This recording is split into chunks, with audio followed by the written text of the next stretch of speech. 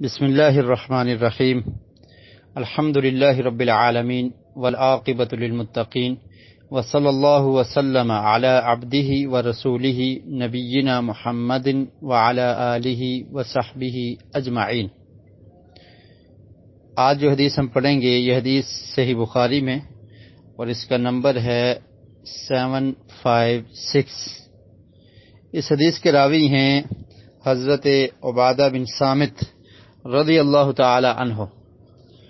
وہ بیان کرتے ہیں کہ نبی کریم صلی اللہ علیہ وسلم نے ارشاد فرمایا، لا صلاۃ لمن لم یقرأ بفاتحۃ الکتاب، جس شخص نے سورہ فاتحہ نہیں پڑھی اس کی نماز ہی نہیں ہوئی۔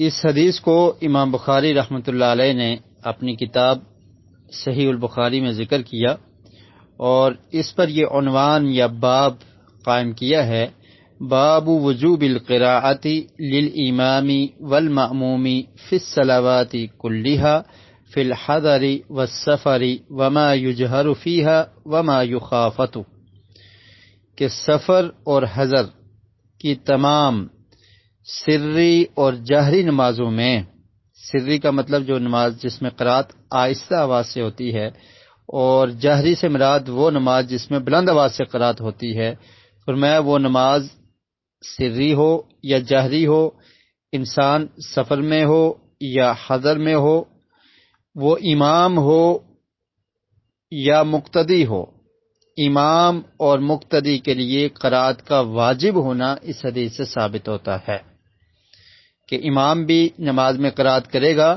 اور مقتدی بھی قرات کرے گا۔